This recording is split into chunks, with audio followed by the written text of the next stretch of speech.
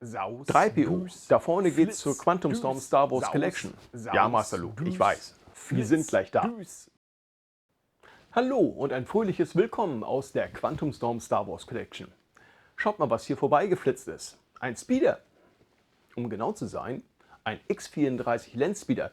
Und Luke Skywalker ist auch noch mit dabei. Ob dieses Gerät hier ein flotter Schlitten ist oder doch eher eine lahme Ente, das schauen wir uns jetzt an. Seid also gespannt, schnallt euch an und wir cruisen los.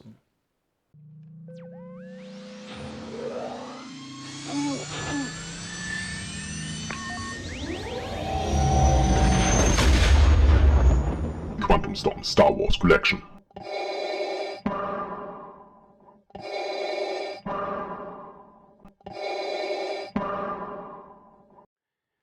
Ein Landspeeder für die 3¾ Zoll Linie ist uns ja schon in mehreren Toylines begegnet. Allen voran natürlich die Urversion, die 1984 von Kenner herausgegeben worden ist, aber auch 1995, 2002 und 2011 kamen jeweils Versionen in den jeweiligen Toylines heraus. Und diese hier stellt sozusagen jetzt 2025 die letzte Version dar, die wir bekommen haben. Diese Version basiert auf einer, teilweise zumindest neuen Gussform, und was das Ganze mit der neuen Gussform auf sich hat, das werden wir uns jetzt anschauen. Bevor wir die Box aufmachen, gucken wir sie uns doch erstmal an. Was ich ganz nett finde, ist, dass die Box zwei Designs hat. Einmal hier vorne das neuere The Vintage Collection Design und hier hinten das im ehemaligen Kenner-Stil gehaltene Vintage Design, was wir hier haben. Die Seiten, hier nichts Tolles drauf, ne? Also man kann sehen, ne? Ist das richtig rum? Nein, so ist richtig rum. Dass wir also offensichtlich die, andere Seite, Motorhaube aufmachen können. Und auf den anderen Bildern sehen wir halt hier einmal Luke, ne, mit seinem Zusatzmaterial. Wir sehen einmal hier den Landspeeder. Allerdings ein bisschen Schmuck und Design los. Ne? Auf der Seite hier haben wir nochmal alle Teile, die in dieser Box enthalten sind. Viel mehr gibt es zur Box nicht zu sagen, bis auf meine Kritikpunkte, die ich sonst ja auch immer habe. Ne? Das heißt also, auf der Seite hier habe ich wieder in der Box ist eine Figur drin, nicht als Aufkleber, aber das kennen wir ja bereits. Ja, wir gucken uns mal an. Wir messen die Box mal aus, ne? Falls es Leute geben sollte, so wie ich, die diese Box auch gerne ausstellen möchten, messen wir einfach mal. Box ist breit, 28 cm lang. Die Tiefe ist 9 cm und die Höhe ist 20 cm. Und damit wären wir mit der Box auch durch. Gut, das heißt, wir gucken mal rein, was in der Box so drin ist. Dafür schneide ich natürlich hier die Box wieder nur an einer Seite auf. Ihr kennt das bereits von mir. Die andere Seite lasse ich zu. Und wenn ich jetzt nicht ganz falsch liege, muss ich die Box einmal umdrehen. Lasche nach oben. Es kommt Zettelwirtschaft. Aber wir haben hier jetzt einmal den Inhalt der Box. So, was wir hier sehen, schon mal sehr schön. Die Luke-Figur. Und was wir sehen, was viele Leute, mehr oder weniger nervt, wir haben hier eine Oversized-Karte. Die Karte ist übrigens mit der VC-Nummer 344A klassifiziert oder nummeriert, besser gesagt. Und so sieht das Ganze von hinten aus. Ist unpunched, das ist schon mal sehr schön, aber wie gesagt, sie ist halt oversized. Sie ist breiter als die normalen Karten. Das gucken wir uns nachher an. Da gibt es ja Detailbilder für.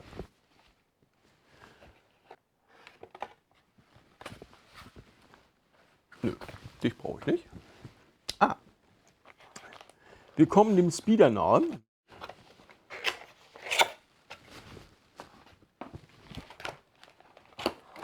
Tja, und wer jetzt gedacht? So wahnsinnig viel ist da nicht dran.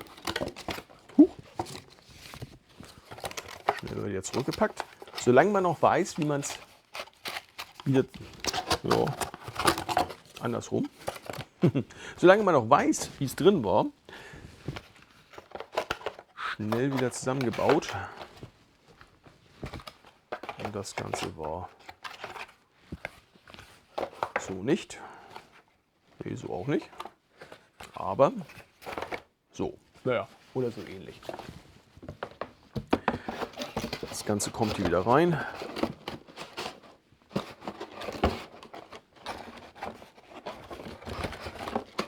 Zettelwirtschaft kommt auch hier zurück. Die brauchen wir nicht mehr.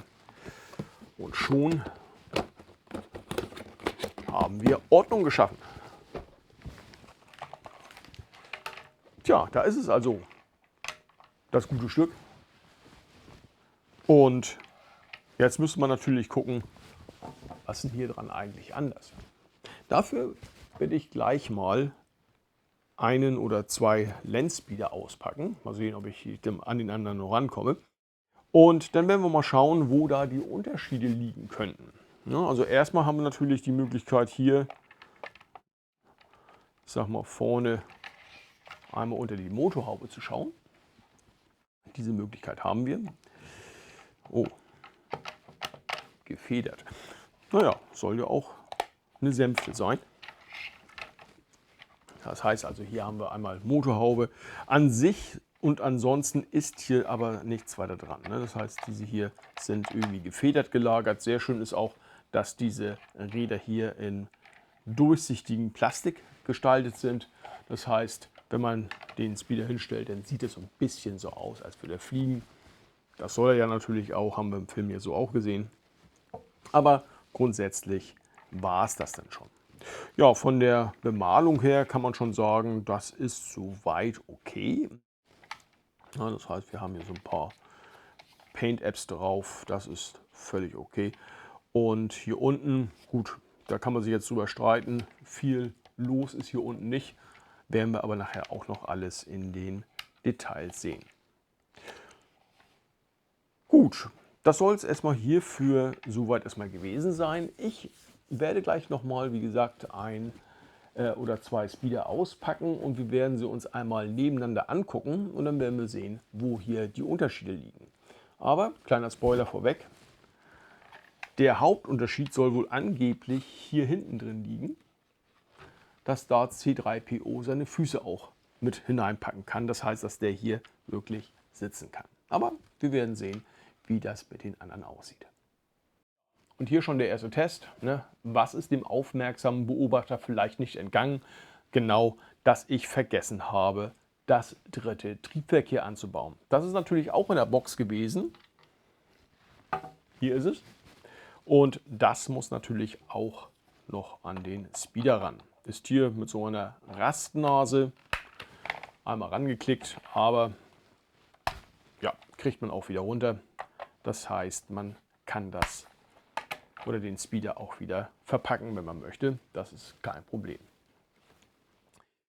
Und wie besprochen oder wie versprochen besser gesagt, ich habe mal hier den Power of the Force Speeder und wir sehen schon, dass wir hier doch deutliche Unterschiede haben. Einer der Unterschiede wäre dann halt zum Beispiel einmal die Länge des Speeders. Man sieht auch, dass hier hinten der ganze Bereich schon recht anders aussieht. Wir haben hier eigentlich fast einmal gerade durch. Das ist bei diesem Speeder hier anders. Wir haben eine andere Länge nach vorne hin. Die Motorhauben sind doch unterschiedlich lang. Und wenn wir uns die Motorhaube hier mal angucken, dann sehen wir, dass hier eigentlich nur so eine Pappkarte drin ist oder ein Aufkleber drin ist und damit der Motorraum nachgebildet worden ist. Und was natürlich das größte oder einer mit der größten Unterschiede ist, dass wir hier hinten wirklich keinen oder fast keinen Platz haben. Das ist hier natürlich ganz anders ausgebaut worden, sodass ich mein C3PO hier auch hinsetzen kann. Was haben wir sonst? Wir haben, wenn wir hier mal reingucken, kein Steuerhorn. Das ist hier natürlich vorhanden, das Steuerhorn, damit Luke Skywalker auch lenken kann. Müssen wir mal in die richtige Richtung drehen hier. Im Generellen hat man hier einfach dann deutlich mehr Platz. Das ist das Power of the Force Gerät, was wir hier haben. Ich habe auch noch den 2011er Landspeeder, nur leider verpackt, und nein, ich werde ihn jetzt auch nicht auspacken. Aber wenn wir hier mal auf die Seiten rauf gucken, Moment, genau, dann sehen wir doch relativ deutlich, na, Fokus kommt zu mir, dann sehen wir doch relativ deutlich, dass auch hier dahinter fast kein Platz unterwegs ist. Hier haben wir zwar auch eine etwas längere Schnauze mit einer Möglichkeit, da noch eine Motorhaube unterzubekommen, wobei ich hier gar nicht weiß, ist so auch nicht abgebildet, ob es hier überhaupt eine Motorhaube gibt, die man aufmachen kann. Also abgebildet ist es nicht. Von daher könnte es sehr gut sein, dass diese Motorhaube auch gar nicht zum Öffnen unterwegs ist. Aber schreibt es mir gerne in die Kommentare, wenn ihr das Ganze ausgepackt habt und der steht bei euch rum, dann sagt es mir einmal, ob sich diese Motorhaube öffnen lässt. Und da haben wir dann die verschiedenen Versionen. Hier unten können wir auch einmal den Knüppel hier bewegen, und wenn wir das Ganze tun, dann wird das Fahrzeug abgesenkt, weil dann die Räder verschwinden. Ich kann die auch wieder nach oben packen, dann haben wir wieder unsere Federung hier drin.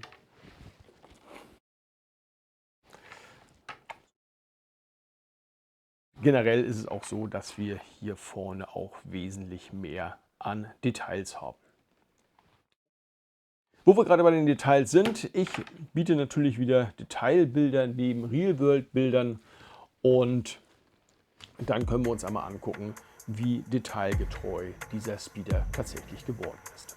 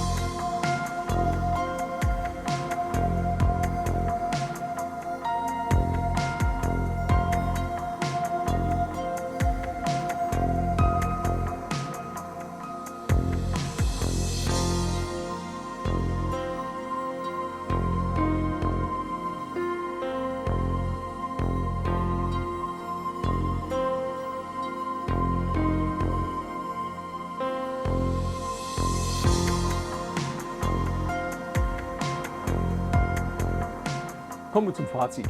Was halte ich von dem Landspeeder hier? Nun, mal abgesehen davon, dass das ganze Gerät 74 € gekostet hat, inklusive des Luke Skywalkers, können wir eigentlich sagen, dass dieser Landspeeder schon noch der akkurateste ist, den wir von Hasbro oder von Kenner bekommen haben. Das ist schon mal nicht schlecht. Wir haben hier schöne Motorhaube, respektive schönen Motorblock, den wir haben. Der ist gut ausgestaltet, gar keine Frage. Die Farben, die wir hier drauf haben, die gehen soweit auch in Ordnung. Das einzige Manko, könnte man vielleicht sagen, ist hier unten, dass da nicht wirklich was ausgebildet worden ist. Aber wie oft sieht man den Speeder auch von unten? Lassen wir mal so dahingestellt sein. Die federnden Reifen oder die federnden Räder, die wir hier haben, auch nett gemacht. Wobei Reifen oder Räder hatte natürlich der Power of the Force Speeder auch schon, also von daher nichts sensationell Neues. Und man muss natürlich dazu sagen, wenn wir diese Figur mal mit 23, 24 € abziehen, dann halten wir hier immer noch einen 50 € Artikel in den Händen. Ist das ein bisschen viel? Wahrscheinlich schon. Also ich hätte jetzt gesagt 69 €, Entschuldigung, 64 €, also ein Zehner weniger. Das hätte es denn auch getan. Aber so ist es nun mal. Und wie gesagt, wir haben hier einen schon relativ akkuraten Speeder bekommen, den wir natürlich dann irgendwann mal vor unserer Cantina postieren können, wenn sie dann mal kommt. Auch beim Luke ist es so, dass wir hier natürlich diese Oversize-Karte haben. Immer wieder ein Problem, wenn man da zum Beispiel, wie man hier sieht, jetzt solche Star Cases hat, dann passt das hier natürlich nicht rein, es sei denn, die Firma macht irgendwann mal auch ein Star Case für Oversized Figuren. Wäre dann okay. Bei mir ist nicht ganz so schlimm. Bei mir werden die Figuren ja in die Vitrine gepackt und von daher geht das eigentlich. Aber Oversized-Karten sind natürlich hin und wieder schon etwas hinderlich, wenn man das Ganze aufbewahren möchte. Nett ist natürlich, dass das Ganze hier wieder unpunched ist, aber okay, das ist jetzt auch nichts Weltbewegendes. Das ist jetzt nichts, wo man sagen könnte, das ist jetzt, oder das macht die ganze Figur jetzt 3 € mehr wert. Also das ist es dann nicht. Ja, ein paar Zusatzartikel haben wir auch noch. Bei dem Luke, also sprich Laserschwert, dann haben wir den Kommunikator, das Binocular haben wir und das Langgewehr. Das ist alles okay, das kann man so machen. Ob diese Figur jetzt deswegen unbedingt auf so eine große Karte musste, das lassen wir mal dahingestellt sein. Okay, summa summarum kann man sagen, ja, vielleicht ein bisschen teuer, 10 € Abzug, das hätte es auch getan, aber grundsätzlich ist der Speeder nicht verkehrt. Okay, und damit wären wir auch am Ende der Vorstellung angekommen. Ich hoffe, es hat euch gefallen. Es würde mich natürlich freuen, wenn ihr mir ein Abo da lasst, Daumen nach oben. Und wenn ihr Kommentare zu dem Speeder habt oder wenn ihr eine Frage habt, gerne einmal unten in die Kommentarsektion. Okay, und mit diesen Worten verabschiede ich mich mit sammlerfreundlichen Grüßen aus der Quantum Storm Star Wars Collection. Bis denn und tschüss.